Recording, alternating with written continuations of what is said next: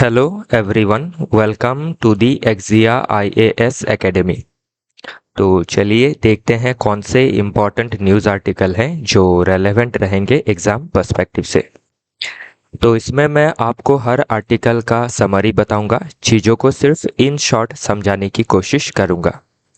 इसी के साथ हर आर्टिकल का क्या एग्ज़ाम रेलेवेंस रहेगा, कौन से पेपर से के लिहाज से रेलेवेंट है for pre and for mains, वो बताने की कोशिश करूंगा। ये जो भी एनालिसिस है आपके जो ऑफिशियल सिलेबस है यूपीएससी का और स्टेट पीसीएस का, उसके लिहाज से है। सेकेंडली, जो पास्ट ईयर के क्वेश्चन पेपर है UPSC as well as different state PCS का, जो आपके क्वेश्चन पेपर है पास्ट 20 to 25 ईयर्स के प्री और मेंस के, उसमें जो ट्रेंड रहा है, जिस तरीके से चीज़ें एप्लीकेशन बेस्ड पूछी गई है, जिन आइडियाज़ को बार बार पूछा गया है, जो हमारे देश में सोशल इश्यूज, पॉलिटिकल इश्यूज हैं, जो इंटरनेशनल इश्यूज हैं, जो एथिकल इश्यूज हैं, तो उन सभी चीज़ों को हम कवर करने की कोशिश करते हैं डेली का न्यूज़पेपर एनालिसिस में। इसी के साथ मेरा एक रिक्वेस्ट है आप सभी लोगों से, जो भी आप हमारे वीडियो को देख रहे हैं, तो आप अपना जो फर्स्ट हैंड एक रीडिंग होता है, खुद से पढ़ना, सेल्फ स्टडी, उसको काफ़ी स्ट्रांग रखें। सिर्फ वीडियोस के ऊपर रिलाई ना करें। हम जो भी चीज़ें आपको बताते हैं उसके बाद आप उसको खुद से पढ़ें और खुद से चीज़ों को और ज़्यादा कंसोलिडेट करने की कोशिश करें, तभी आपका सिलेक्शन का चांसेस क्या है, बढ़ेगा। तो चलिए देखते हैं पहला आर्टिकल। तो उससे पहले आपका एडमिशन का अनाउंसमेंट है। एडमिशन ओपन है एक्जिया आईएएस एकेडमी में। आप हमारे foundational as well as crash course से जुड़ सकते हैं। इसमें हम आपको कम्प्रीहेंसिव सिलेबस का जो कवरेज है वो प्रोवाइड करेंगे। उसी के साथ कम्प्रीहेंसिव स्टडी मटेरियल दिया जाएगा।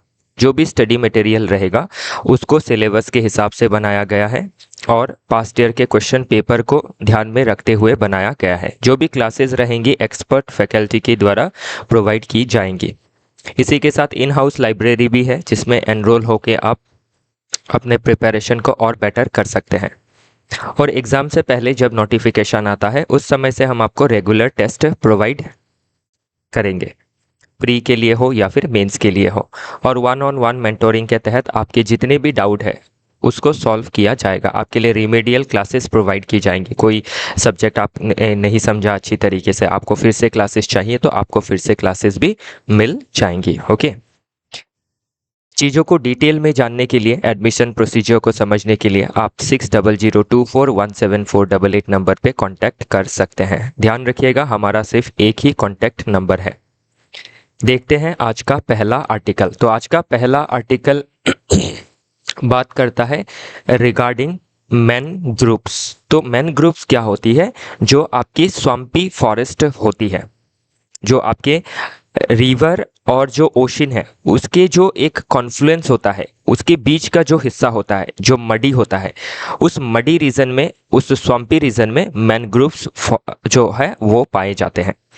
तो अभी जो मैनग्रोव्स है, ये इससे हमें एक बात क्लियर होता है कि मैनग्रोव फॉरेस्ट जो है वो आपके इनलैंड ऑफ द नेशन में नहीं मिलेगा। ये आपके नेशन का जो कोस्ट लाइन है, जो कोस्टल एरिया है, वहीं पे मैनग्रोव जो फॉरेस्ट है वो डेवलप होती है। तो अभी ये जो मैनग्रोव फॉरेस्ट है ये इम्पॉर्टेंट आपके कई मायने में है। एक तो आपका जो मैनग्रोव फॉरेस्ट है ये इकोलॉजिकली काफ़ी इम्पॉर्टेंट है, क्योंकि बहुत ज़्यादा बायोडाइवर्सिटी को ये समेटती है। सेकेंडली, आप नेचुरल बैरियर है against disaster like cyclones and tsunami. फिर ये डिफरेंट इकोलॉजिकल सर्विसेज प्रोवाइड करता है, लाइक रिड्यूसिंग सॉइल इरोजन। फिर आपका जो रिड्यूसिंग वाटर कंटामिनेशन, जो सॉइल रन ऑफ होता है, आपके जो रेन के ज़रिए जो रन ऑफ होता है, जो फर्टिलाइजर्स हम खेती में डालते हैं, तो उन पॉल्यूटेंट्स को भी ये प्योर करता है बिफोर ड्रेनिंग इनटू ओशंस। इसी के साथ ये जो न्यूट्रिशनल सिक्योरिटी है सोसाइटी के पर्सपेक्टिव से देखे तो प्रोवाइड करता है, लाइक फिशिंग या फिर जो आपकी इकोनॉमी है उसको भी सस्टेन करता है। जो लोकल कम्युनिटी है उनको इकोनॉमिकली वायबल बनाता है टू टेक डिफरेंट आपके economic activities like collecting minor forest produce, fisheries, aquaculture. Okay, इसी के साथ इको टूरिज्म को भी ये बूस्ट देता है। फॉर एग्जाम्पल सुंदरबन मैनग्रोव के बारे में हम बात कर सकते हैं, जो रॉयल बंगाल टाइगर के लिए वर्ल्ड फेमस है और वर्ल्ड का one of the largest mangrove forest है। ओके, तो अभी इसमें हमें ज़रूरी क्या है, नीड ऑफ द आवर क्या है कि आपका जो एक्सेसिव अर्बनाइजेशन हो रहा है, जो वीक एनफोर्समेंट है ऑफ कंजर्वेशन लॉज, तो उनको बेटर इम्प्लीमेंट करना है और बेटर अर्बन प्लानिंग करनी है नियर दी कोस्टल रीजन, ताकि हम मैनग्रोव्स को हार्म ना करें, इसकी जो बायोडाइवर्सिटी है उसको प्रोटेक्ट करें, जो फॉरेस्ट है फॉरेस्ट के अंदर जो आपकी बायोडाइवर्सिटी है फ्लोरा एंड फोना उसको प्रोटेक्टेड रखें। और जो लोगों का जो आपका एनिमल हो या ह्यूमन दोनों का ही सर्वाइवल को ये थ्रेट करता है अगर मैनग्रोव्स लॉस होती है तो इसीलिए अभी करना क्या है हमें, नीड ऑफ द आवर या फिर वे फॉरवर्ड क्या होगा, लेवरेज करना है जियो स्पेशियल एआई को, ताकि हम मैपिंग कर सके, बेटर वैल्यूएशन को निकाल सके जो इकोसिस्टम सर्विसेज प्रोवाइड करता है बाय मैनग्रोव। इसी के साथ हमें क्या करना है, आपका create citizen science platforms like mangrove मित्रास, ताकि कम्युनिटी मॉनिटरिंग को एंश्योर किया जा सके, कम्युनिटी स्टीवर्डशिप दिया जा सके। फिर आपका इंक्लूड करना है mangrove health in urban planning, तो अर्बन प्लानिंग में हमें मैनग्रोव हेल्थ को भी ध्यान रखना जरूरी रहेगा, जो कोस्टल स्टेट है उनको। डिजास्टर का जो रिस्क है उसको एसेस करना पड़ेगा ताकि हम डिजास्टर को मिटिगेट कर सके। तो इन सभी चीज़ों को आप क्या कर सकते हैं, एग्जाम में सुझाव दे सकते हैं। तो मैंने ये शॉर्टली कवर किया, इसको पहले मैं कई बार कवर कर चुका हूं। ओके, नेक्स्ट है deep ties. India need to engage its neighbours more closely. तो इंडिया को क्या करना है, अपने नेबर के साथ डीपली जो टाई है उसको बनाना जरूरी है, डीप टाइज विथ नेबर्स। तो नेबर्स मतलब कौन से हो गए, हम एशिया के साउदर्न पार्ट में रहते हैं, अर्थात साउथ एशिया में रहते हैं। तो उस हिसाब से अगर हमारे नेबर्स देखें तो साउथ एशिया में जो नेशंस है, अफगानिस्तान से लेकर के अफगानिस्तान, पाकिस्तान, फिर आपका Nepal, Bhutan, then Bangladesh, okay, then Maldives etcetera.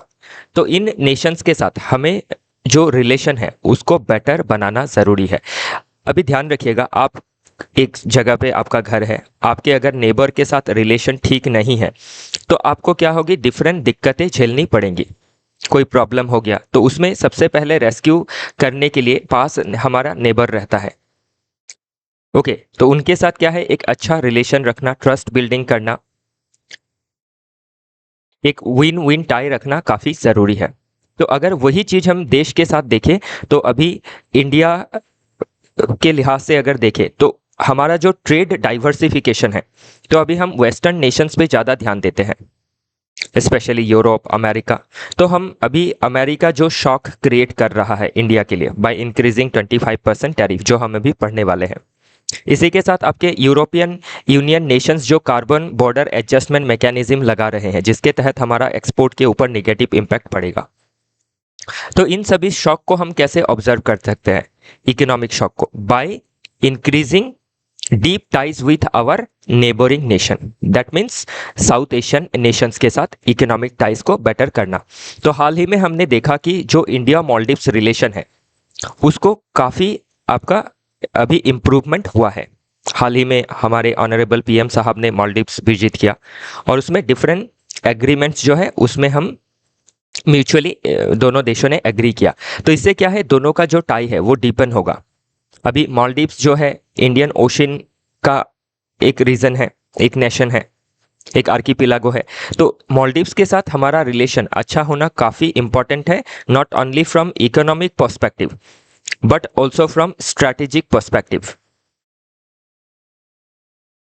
ताकि हम इंडियन ओशन में हमारी इंडियन नेवी जो है वो नेट सिक्योरिटी प्रोवाइडर रहे और इंडियन ओशन जो है वो हमारा बैकयार्ड रहे, ना कि इसमें चाइनीज का इन्फ्लुएंस या फिर अदर नेशन का इन्फ्लुएंस हो। इसी के साथ हम क्या कर सकते हैं, इकोनॉमी के लिए भी अलाइन कर सकते हैं। इसके साथ हम रिन्यूएबल पॉलिसी पुश में भी नेबरिंग नेशंस के साथ अलाइन कर सकते हैं, for example with Bhutan, with Nepal. तो ये सभी चीज़ें हम देख सकते हैं। तो नेपाल के साथ भी जो रिलेशन है वो स्ट्रेन में आ गया था, क्यों? बिकॉज ऑफ चाइनाज इन्फ्लुएंस इन नेपाल। तो इन सभी चीज़ों को हमें कर्टेल करना ज़रूरी है। स्ट्रैटेजिक पर्सपेक्टिव से भी इम्पॉर्टेंट रहेगा और इकोनॉमिक पर्सपेक्टिव से भी इम्पॉर्टेंट रहेगा। कल्चरल पर्सपेक्टिव से भी इम्पॉर्टेंट है, क्योंकि कल्चरल टाइज भी देखे जाते हैं हमारे नेबरिंग नेशंस के साथ। ओके, तो इन टॉपिक में से क्या है मेंस में क्वेश्चन बन सकता है। ओके, तो इसमें कुछ चीज़ें मेंशन की गई है। इंडिया आउट कैंपेन चला था मालदीव्स में, तो कुछ आज से 1 साल पहले रिलेशन काफ़ी ख़राब हो गया था, जो अभी ठीक होने की कगार पे आ गया है फिर से। ओके, तो इसमें अभी वे फॉरवर्ड में हम क्या लिख सकते हैं कि हमारे जो एंगेजमेंट है with our neighbouring nations, Maldives, Sri Lanka, Nepal, Bhutan, Bangladesh, तो इसको इंस्टीट्यूशनलाइज एंगेजमेंट हमें लाना ज़रूरी रहेगा। फॉर एग्जाम्पल इसमें आप बीम स्टेक को मेंशन कर सकते हैं कि बीम स्टेक के ज़रिए हम इंस्टीट्यूशनल डायलॉग कर सकते हैं और जो भी हमारी डिफरेंसेस है, डाइवर्जेंसेस है, उनको हम हटा के कन्वर्ट कर सकते हैं। रीबैलेंस करना है हमारी फॉरेन पॉलिसी को, सिर्फ हमें आपके वेस्टर्न नेशन में ध्यान नहीं देना है। काउंटर करना है चाइना का जो पॉलिसी है to encircle India through Belt and Road Initiative. Cultural diplomacy को हम आगे बढ़ा सकते हैं विथ आवर नेबरिंग्स, क्योंकि हमारे नेबर्स के साथ काफ़ी हद तक कल्चरल जो एफिनिटी है वो देखी जाती है, लैंग्वेज में, आर्ट में, फेस्टिवल में, हिस्ट्री में। पीपल सेंट्रिक डिप्लोमेसी लेनी काफ़ी ज़रूरी है ताकि पीपल टू पीपल टाई को हम ठीक कर सके। स्टूडेंट एक्सचेंज करना, स्कॉलरशिप्स देना, और डिजास्टर डिप्लोमेसी को हम रख सकते हैं, humanitarian assistant and disaster relief. Okay, तो इसमें इंडिया सबसे महत्वपूर्ण रोल प्ले कर सकता है। ध्यान रखिएगा, क्वेश्चन बन सकता है। एपीएससी मेंस में बार बार क्वेश्चन पूछे जा रहे हैं साउथ एशिया से, तो क्वेश्चन बन सकता है। लास्ट टू लास्ट ईयर आपका नेपाल के बारे में पूछा गया था। इसके जो लास्ट ईयर का एग्जाम था एपीएससी मेंस का, उसमें भूटान के साथ इंडिया का जो गेलेफो माइंडफुलनेस सिटी प्रोजेक्ट है उसके बारे में पूछा गया था, तो चांसेस काफ़ी रहेंगे। तो हम जो ग्लोबल साउथ नेशन है वो क्या कर सकते हैं, अपने नेबर्स के साथ और डिफरेंट लाइक माइंडेड कंट्री के साथ अलाइन कर सकते हैं। दूसरा आर्टिकल बात करता है इंडियाज जो कंपनी है must embrace internal carbon pricing. तो अभी इंटरनल कार्बन प्राइसिंग क्या है, ये काफ़ी इंपॉर्टेंट मुद्दा है, तो इसके ऊपर प्रीलिम्स में internal carbon pricing refers to ऐसा क्वेश्चन बन सकता है। तो हमारी जो कॉरपोरेट सेक्टर है, जो इंडियन कंपनीज है या फिर इंडिया में जो कंपनी है, उनको क्या करना है, इंटरनल कार्बन प्राइसिंग को देखना है। तो इंटरनल कार्बन प्राइसिंग क्या होता है कि आपके जो कंपनीज है, अब ये एक मैकेनिज्म है internal carbon pricing through which companies assigned a monetary value to their emission. तो एक मॉनिटरी वैल्यू में मेजर करना कि जो एक कंपनी है वो डायरेक्टली इनडायरेक्टली कितना इमिशन कर रही है, ताकि वो क्या कर सके, जो अपना ग्रीन हाउस गैस इमिशन है उसको कट कर सके by taking green transition initiatives, और उसमें इन्वेस्टमेंट कर सके, ऑपरेशनल डिसीजंस ले सके, ताकि नेशन का जो गोल है to become net zero by 2070 उसको फुलफिल कर सके। तो अब इसमें एक इम्पॉर्टेंट बात ये भी आ जाती है कि हमारे देश का जो आपका ग्रीन हाउस गैस इमिशन है उसका कुल आपका 1/3 अर्थात 33% जो है वो आपके डिफरेंट इंडस्ट्री से होती है। तो कंपनीज को क्या करना है, देखना है पहला नंबर 1 में कि डायरेक्ट इमिशन कितना हो रहा है कंपनी से, कंपनी ओन्ड ऑपरेशन से, उसको कम करना है। फिर इनडायरेक्ट इमिशंस कितने हो रहे हैं, जैसे कंपनी इलेक्ट्रिसिटी परचेस करती है, तो वो जिससे इलेक्ट्रिसिटी परचेस कर रही है, अगर वो कोल जला के इलेक्ट्रिसिटी प्रोड्यूस कर रही है, थर्मल इलेक्ट्रिसिटी, मतलब इनडायरेक्ट पोल्यूशन इंडस्ट्री से भी हो रहा है, क्योंकि इंडस्ट्री इलेक्ट्रिसिटी परचेस करके जो आपकी इलेक्ट्रिसिटी जनरेशन कंपनी है उसको और एनकरेज कर रही है, तो उसको कम करना ज़रूरी है। नेक्स्ट जरूरी है जो भी प्रोडक्ट बनाए जा रहे हैं बाय दी कंपनीज, तो वो जब फाइनली कंज्यूमर उसको कंज्यूम कर रहा है तो उससे कितना ग्रीन हाउस गैस इमिशन हो रहा है। फॉर एग्जाम्पल अभी कोई भी प्रोडक्ट हो, उसको यूज़ करने के बाद जब फेंक दिया जाता है, जैसे कोई इलेक्ट्रॉनिक इक्विपमेंट्स है, वो जब खराब हो जाती है तो उसको जब हम डिस्कार्ड कर देते हैं तो उससे भी क्या होता है, ग्रीन हाउस गैस इमिशंस होती है डिफरेंट तरीके से। तो कंपनीज को क्या करना है, इंटरनल कार्बन प्राइसिंग को आगे बढ़ाना है और इसके लिए गवर्नमेंट क्या करेगी, डिफरेंट जो रूल्स है रेगुलेशंस है उसको बनाएगी, मॉनिटरिंग करेगी, ताकि कंपनीज क्या करें, अपना जो उनका रिस्पॉन्सिबिलिटी है, कॉरपोरेट सोशल रिस्पॉन्सिबिलिटी, उसको वो फुलफिल कर सके by reducing green house gases. और उनके लिए क्या करना है, उनके कॉरपोरेट गवर्नेंस में उनको इन सभी चीज़ों को रेस्पॉन्सिबली मैपिंग करना है और उसको टेकल करने के लिए व्यवस्था लेनी है।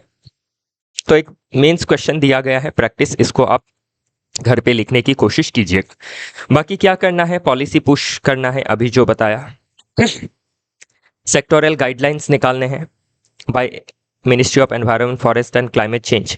सेबी ने ऑलरेडी जो फ्रेमवर्क है उसको बनाया है। इंसेंटिवाइज करना है जो कंपनीज अडॉप्ट कर रही है ग्रीन टेक्नोलॉजी को, जैसे पीएलआई दिया जाता है, प्रोडक्शन लिंक्ड इंसेंटिव, उसी तरीके से एनवायरनमेंट लिंक इंसेंटिव देना चाहिए।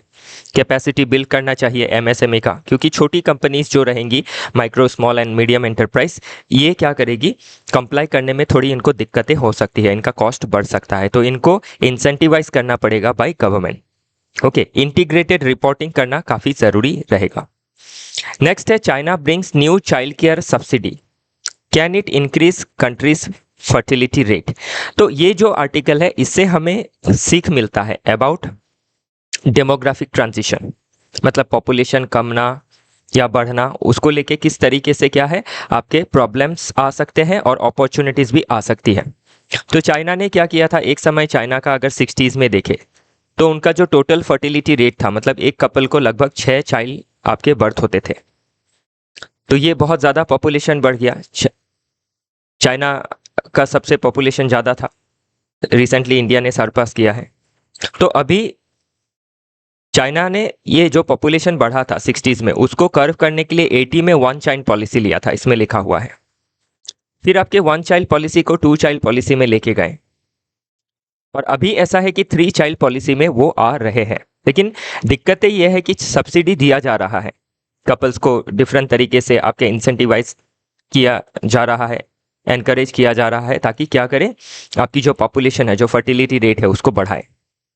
लेकिन ये बढ़ नहीं रहा है, क्यों, ध्यान दीजिएगा, जब गवर्नमेंट कोई लॉ बनाता है और डिसइंसेंटिवाइज करता है कि पॉपुलेशन कंट्रोल करना है, तो एक समय पे क्या होता है, आपके 4, 5, 10 साल, 20 साल के अंदर लोगों का जो एटीट्यूड है वो शिफ्ट हो जाता है, और जब एटीट्यूड शिफ्ट होता है तो बिहेवियर भी चेंज हो जाता है, और उसी से क्या होता है, आपकी जो फर्टिलिटी रेट है वो कम हो जाती है, और बाद में जब गवर्नमेंट कोशिश करती है 1-2 साल में चीज़ों को ठीक करने की, वो ठीक नहीं हो पाता है, क्योंकि बिहेवियर के अंदर लोगों का क्या है, चेंजेस आ गया है। तो इसमें बाकी जो स्टोरीज है काफ़ी अच्छी तरीके से दी है, और इसमें ये रीज़न भी दिया गया है कि फर्टिलिटी क्यों डिक्लाइन हो रही है वर्ल्ड वाइड। तो इसमें इंडिया का पर्सपेक्टिव भी पूछ लिया जाता है, क्योंकि इंडिया में भी डिफरेंट जो डेवलप नेशंस है उसमें फर्टिलिटी जो है वो कम हुई है, जैसे 1.8 में 1.9 में आना, स्पेशली साउदर्न स्टेट में। तो वो क्यों हो रहा है, ऐसा पूछा जा सकता है, और इसका फ्यूचर इम्प्लीकेशन क्या हो सकता है। तो rising education and employment of women, तो इसके लिए आपके डिलेड मैरिजेस हो रहे हैं। ओके, वुमेन जो है अपनी जो बॉडीली ऑटोनॉमी है उसको असर्ट कर पा रही है। अर्बनाइजेशन होने की वजह से हाई कॉस्ट हो रहा है, तो चाइल्ड को बियर करना, रियर करना काफ़ी कॉस्टली हो गया है। फिर जो एस्पिरेशंस आपके चेंज हो रही है फैमिली के अंदर, कि न्यूक्लियर फैमिली होना, जितना छोटा फैमिली, छोटा परिवार, सुखी परिवार, वैसा कॉन्सेप्ट डेवलप हो रहा है। तो इससे क्या है, लोगों के एटीट्यूडिनल एंड बिहेवियरल शिफ्ट देखी जा रही है। तो इसके लिए भी क्या है, वर्ल्ड वाइड पॉपुलेशन कम हो रही है। Lack of supportive public system, तो पब्लिक सपोर्टिव सिस्टम नहीं है, जैसे चाइल्ड केयर लीव देना या फिर पेरेंटल लीव देना, ऐसे फैसिलिटीज़ को प्रमोट करना होगा। अगर नहीं करेंगे तो उससे क्या है, पॉपुलेशन या फिर जो टोटल फर्टिलिटी रेट है वो नहीं बढ़ेगी। तो जहाँ कम है बहुत, उसको आपका बैलेंस करना काफ़ी ज़रूरी है। जो आपका इंडिया का रिप्लेसमेंट लेवल है वो है 2.1, मिनिमम 2.1 तक तो रहना चाहिए, नहीं तो क्या है, एक समय पे जाके पॉपुलेशन बहुत कम हो जाएंगी और उससे इकोनॉमी के ऊपर, देश की सिक्योरिटी के ऊपर आपका थ्रेट आ सकता है। चैलेंज आ सकती है। ओके, ध्यान रखिएगा, बाकी चीज़ें पढ़िएगा, आपको समझ में आ जाएगा। मैंने आपको इसका जिस्ट बता दिया है और ये क्वेश्चन भी दिया है। अगर इस क्वेश्चन को भी आप पढ़ लेंगे, इसका जो आंसर है, तो भी आपको चीज़ें आप क्लियरली समझ पाएंगे। Countries like Japan, Singapore, okay, including China, ये अभी प्रॉब्लम फेस कर रहे हैं। तो वे फॉरवर्ड में आप लिख सकते हैं क्या करना है, shift from cash to care में जाना है। स्टेट सपोर्टेड चाइल्ड केयर बनाना ज़रूरी है। मैटरनिटी लीव के साथ जो आपका पैटर्निटी लीव है उसको भी देना ज़रूरी है। रिफॉर्म करना है हाउसिंग एंड जॉब पॉलिसीज़ को, ताकि आपकी family life and work life balance बन सके। प्रमोट करना है जेंडर इक्वल पेरेंटिंग को। अभी ऐसा है हमारा कल्चर की आपका पेरेंटिंग में मदर का रेस्पॉन्सिबिलिटी ज़्यादा रहता है, तो फादर को भी इक्वली रेस्पॉन्सिबल बनाना है। रीबिल्ड करना है trust in institutions, okay, like society, family, इनके ऊपर जो ट्रस्ट है उसको रीबिल्ड करना है। तो ये बाकी चीज़ें आप देख लीजिएगा। नेक्स्ट है cold deaths deserve hotter debate. तो अभी हम सभी ये चर्चा करते रहते हैं कि जो हॉट वेव, जो आपका हीट वेव है, because of hotter climate, because of climate change, तो उससे हमें ऐसा लग रहा है कि हीट वेव से लोग ज़्यादा मर रहे हैं और हीट वेव को ही ज़्यादा आपका न्यूज़ में फोकस किया जा रहा है या पॉलिसीज़ में फोकस की जा रही है। लेकिन हीट वेव से भी ज़्यादा जो आपका कोल्ड डेथ है, कोल्ड वेव्स की वजह से जो डेथ है, स्पेशली आपके नॉर्दर्न पोल में, वो काफ़ी ज़्यादा है। इसमें कुछ डेटाज भी मेंशन की गई है। हीट वेव से अगर लोग आपके 1,16,000 के लगभग डेथ होते हैं सालाना, लेकिन जो कोल्ड वेव है उससे 2 लाख आप देख सकते हैं, 80,000 के लगभग, ऑलमोस्ट ये आपका डबल से भी ज़्यादा है। तो इसीलिए अगर देखें ओवरऑल प्लस माइनस करके, तो नेट गेन है 1,66,000 का। इट मीन्स क्या है, आपकी हीट वेव बढ़ने की वजह से आपकी जो बाकी कोल्ड रीजन है उसका टेम्परेचर मॉडरेशन हो रहा है। तो उन चीज़ों में इसमें ध्यान देने के बारे में भी कहा गया है। ओके, कि आपके जो कोल्ड डेथ्स हो रही है कोल्ड हीट वेव की वजह से, उसके ऊपर फोकस नहीं किया जा रहा है, क्योंकि जो आपकी मीडिया है वो मोस्टली, या फिर जो गवर्नमेंट पॉलिसीज़ है, या फिर जो आपकी इंटरनेशनल इंस्टीट्यूशंस है, वो हीट वेव्स को ही ज़्यादा ध्यान दे रही है। तो वो इसमें एक आप डिफरेंट पर्सपेक्टिव ले सकते हैं कोल्ड वेव्स का भी। ओके, नेक्स्ट आर्टिकल बात करता है हेल्थ ऑफ इंडियाज़ इकोनॉमी। तो हाल ही में डोनाल्ड ट्रंप साहब ने इंडिया के इकोनॉमी के ऊपर नेगेटिव रिमार्क दिया है कि इंडिया की जो इकोनॉमी है वो ऑलमोस्ट अ डेड इकोनॉमी है। ओके, तो ये काफ़ी प्रोवोकेटिव स्टेटमेंट है। तो ये कितना दूर सही है उसके बारे में कुछ चीज़ें इसमें डिस्कस की गई है। नो डाउट इंडिया का जो इकोनॉमी है कंपेयर टू यूएस इकोनॉमी काफ़ी कम है। यूएस इकोनॉमी का हम सिर्फ 13.6% है जीडीपी के टर्म्स में देखें तो, जो आपके 1995 में 4.7 था। तो काफ़ी इंप्रूवमेंट हमने किया है इन टर्म्स ऑफ जीडीपी। लेकिन अभी जीडीपी का अगर हम देखें मैक्रो इकोनॉमिक जो एनालिसिस है, तो वर्ल्ड में इंडिया फास्टेस्ट ग्रोइंग इकोनॉमी है। सबसे काफ़ी अच्छा इंप्रूवमेंट जीडीपी में देखा गया है, ग्रोथ में देखा गया है। तो जो डोनाल्ड ट्रंप साहब जो चीज़ें बता रहे हैं, ये आपके वो मैक्रो इकोनॉमिक जो एनालिसिस है उसको नहीं कर रहे हैं। तो वो चीज़ें इसमें कही गई है। लेकिन इसमें कुछ कंसर्न भी जताई गई है कि no doubt India fastest growing economy है, जीडीपी भी 6% से ज़्यादा ग्रो कर रही है, फिर भी हमारे देश में क्या है, कई सारे प्रॉब्लम है। वो प्रॉब्लम क्या है, जैसे जॉबलेस ग्रोथ रहना, सोसाइटी में इनइक्वालिटी रहना, डेवलपमेंट पैराडॉक्स है हमारे देश में कि जीडीपी इतना ज़्यादा है लेकिन इनइक्वालिटी भी सबसे ज़्यादा है। तो ये क्या है, पैराडॉक्स है। तो जो ग्रोथ है वो सही है, लेकिन ग्रोथ का इक्वल डिस्ट्रीब्यूशन नहीं है, एम्प्लॉयबिलिटी का अपॉर्चुनिटीज नहीं है। तो उसका क्या रीज़न है, देश में जो इनइक्वालिटी है, पर कैपिटा इनकम जो कम है, उसको हम कैसे ठीक कर सकते हैं। उसके लिए मैन्युफैक्चरिंग बेस को स्ट्रेंथन करना होगा, इनफॉर्मल सेक्टर्स को फॉर्मलाइज करना होगा, एग्रीकल्चर के ऊपर जो ओवर स्ट्रेस दिया जा रहा है उसको कम करके मैन्युफैक्चरिंग में शिफ्ट करना होगा, और जो स्किल्ड इकोनॉमिक इनकम डिस्ट्रीब्यूशन है उसको इक्वल बनाना पड़ेगा। हेल्थ, एजुकेशन, स्किल में जो डेफिसिट है उसको कम करना पड़ेगा। तभी हम क्या कर सकते हैं, सिर्फ जीडीपी के पैरामीटर से नहीं, बाकी पैरामीटर से भी डेवलप हो सकते हैं। बाकी कंक्लूजन ये है कि इंडिया की इकोनॉमी डेड नहीं है, इंडिया की इकोनॉमी फास्टेस्ट ग्रोइंग इकोनॉमी है, फिफ्थ लार्जेस्ट इकोनॉमी है in the world in nominal GDP term. लेकिन बाकी जो दिक्कतें हैं उसको ठीक करनी ज़रूरी रहेंगी, जैसे employment, okay, trade under performance को ठीक करना, इन्वेस्टमेंट करना in health and education and skill, ताकि हम सोशल कैपिटल को बना सके, ह्यूमन कैपिटल को बना सके। नेक्स्ट आर्टिकल बात कर रहा है tariff as a tool to extort and slight India sovereignty. तो अभी जो 25% टैरिफ हाइक किया गया by Donald Trump on India, और जो रिमार्क्स अभी हमने देखा कि इंडिया की इकोनॉमी डेड है, तो ये जो भी टैरिफ हाइक किया गया या फिर जो भी हमारे ऊपर जो भी चीज़ें आपकी थोपी गई या फिर बोली गई, वो आपका क्या है, एक तो इंडिया का इंसल्ट है ही पहला टॉपिक में, ओके, जो बेसलेस है। दूसरा इसमें यह है कि यूएसए जो 25% टैरिफ को हाइक कर रही है, वो ऐसा कर रही है कि गन पॉइंट पे रख के हमें ट्रेड डील करवाना चाहती है, जिससे वो कंसेशन मांग रही है जो हम नहीं दे पा रहे हैं, स्पेशली आपके एग्रीकल्चरल प्रोडक्ट्स में, जो जीएम क्रॉप्स अमेरिका में उगाई जाती हैं और जो डेयरी प्रोडक्ट्स है, तो उसको हम इंडिया में अलाउ नहीं कर सकते हैं। इसीलिए अलाउ नहीं कर सकते हैं या फिर टैरिफ को कम नहीं कर सकते हैं, रीज़न बिंग कि जीएम क्रॉप हम हमारे देश में ही अलाउ नहीं है, सिर्फ बीटी कॉटन को ही अलाउ किया गया है।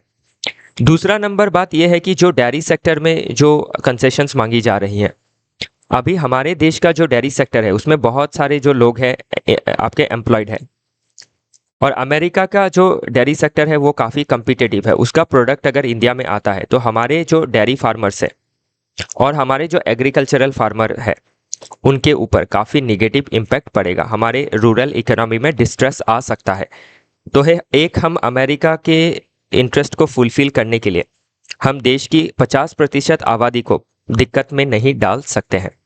ओके, तो वही चीज़ें इसमें कही गई हैं कि जो टैरिफ को टूल हिसाब से इस्तेमाल किया जा रहा है वो इंडिया की सोवरेनिटी को चैलेंज कर रहा है, कि हम अपने हिसाब से डिसीजन नहीं ले सकते हैं, हमें अमेरिका के दबाव में डिसीजन लेने के लिए मजबूर किया जा रहा है। तो इसीलिए एक आर्टिकल इसमें और है कि India should not submit to America's bullying. तो अमेरिका जो बुली कर रहा है उसको, उसमें हमें सबमिट नहीं करना चाहिए, और उसका हमें क्या करना चाहिए, ऑल्टरनेटिव ढूंढना चाहिए, जो इसमें लिखा हुआ है लुक बियॉन्ड यूएस मार्केट।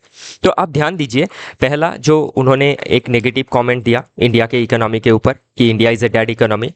दूसरा, वो जो हमारे ऊपर टैरिफ को लेके हमारे ऊपर टैरिफ को गन की तरह इस्तेमाल कर रहे हैं, जिससे इंडिया की सोवरेनिटी को वो वायलेट कर रहे हैं as per international law also, like WTO, then ICJ, जो सही नहीं है, इंटरनेशनल लॉ का वायलेशन है। ओके, इन चीज़ को आपको रेफर करना होगा मेंस आंसर राइटिंग, तो ये आंसर इसमें देखिएगा। दूसरा है कि उनका जो बुली है उसको हमें एक्सेप्ट नहीं करना है, और एक्सेप्ट ना करते हुए हमें लुक बियॉन्ड यूएस मार्केट करना है, यूएस के मार्केट के बाहर हमें देखना ज़रूरी है। ओके, ताकि हम अपना ट्रेड डाइवर्सिफाई कर सके। जैसे थोड़े पहले हमने देखा कि साउथ एशिया में जो हमारे नेबरिंग नेशन है उनसे हमें बेटर ट्रेड रिलेशन बनाने हैं।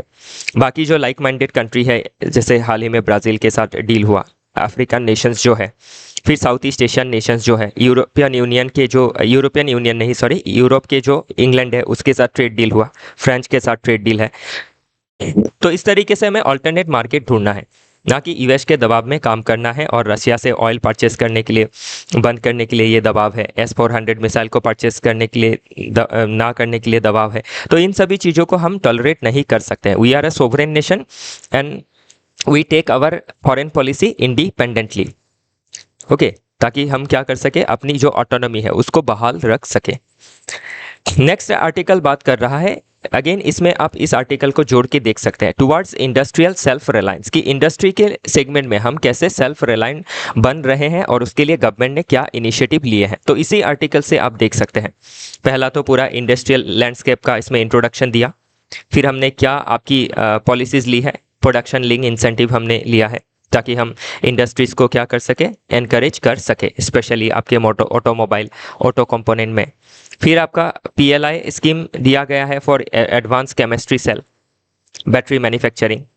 फिर आपका फेम स्कीम लिया गया है ताकि हम इलेक्ट्रिक मोबिलिटी में आगे बढ़ सकें, इलेक्ट्रिसिटी ड्राइव में रेवोल्यूशन ला सके through this fame scheme, okay. फिर आपका E drive scheme, PM E drive scheme.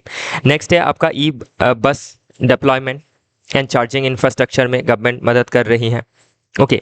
Next आप देखें तो कैपिटल गुड्स के सेक्टर में ग्रोथ देखने को मिल रहा है।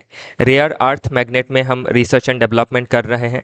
तो इन सभी चीज़ों से हम क्या कर सकते हैं, आपका सेल्फ रिलायंस को अचीव कर सकते हैं और लुकिंग अहेड में हम विकसित भारत बन सकते हैं बाय 2047। अभी ध्यान रखिएगा, ये जो आर्टिकल है आपके अभी ऐसे में अगर आ जाता है विकसित भारत बाय 2047, ऐसा कोई टॉपिक आया तो उसमें आप इस तरीके से आपको ऐसे को अप्रोच करना होगा। पहला इंट्रोडक्शन, फिर क्या क्या पॉलिसीज ली गई हैं, फिर लुकिंग अहेड क्या रहेगा, ओके। चलिए देखते हैं आगे। नेक्स्ट है ड्रोन इंडस्ट्री को लेके भारत में क्या प्रोग्रेस है वो बताई गई है। Bharat drone stake aims to cut import of parts to boost India's drone self reliance. तो जो अभी हमारे स्पेशली जो ड्रोन मैन्युफैक्चरिंग होती है इंडिया में, उसमें जो पार्ट्स आती है मैक्सिमम पार्ट्स हम चाइना से इंपोर्ट करते हैं। तो इसमें एक क्या रहती है, वल्नरेबिलिटी रहती है। तो उसको अभी कम करने की कोशिश की जा रही है ताकि हम क्या कर सके, सेल्फ रिलायंस हासिल कर सके इन ड्रोन मैन्युफैक्चरिंग। और जो इंटरमीडिएट गुड्स चाहिए, एक चीज़ को बनाने के लिए अब डिफरेंट गुड्स की ज़रूरत होती है। तो जो इंटरमीडिएट गुड्स हम इंपोर्ट करते हैं उसको हम इंपोर्ट अभी कम कर रहे हैं ताकि हम सेल्फ रिलायंस हासिल कर सकें ड्रोन इंडस्ट्री में। और ड्रोन इंडस्ट्री में सेल्फ रिलायंस हासिल करेंगे तो इससे हमें क्या है, डिफरेंट आपकी डेवलपमेंट देखने को मिलेगी। जैसे इंपोर्ट का जो बिल है वो कट होगा बाय 75%। 50,000 हम जॉब को प्राप्त कर सकते हैं, नए जॉब को, ओके। जो वैल्यूशन है मार्केट का उसको हम 11.06 बिलियन डॉलर तक बढ़ा सकते हैं बाय 2030। बाकी इसमें ड्रोन का इम्पोर्टेंस इंडिया ने ज़्यादा नहीं मापा था प्री 2014। उसके बाद हमने ग्रेजुअली ड्रोन के सेगमेंट में सेल्फ रिलायंस हासिल करने के लिए कोशिश की है। बाकी चीज़ें इसमें आप देखेंगे तो चीज़ें आपको समझ में आएंगी। इसी के साथ आज का जो डिस्कशन है वो समाप्त होता है। कल फिर मिलेंगे डिफरेंट आर्टिकल के साथ। आज के लिए इतना ही, थैंक यू।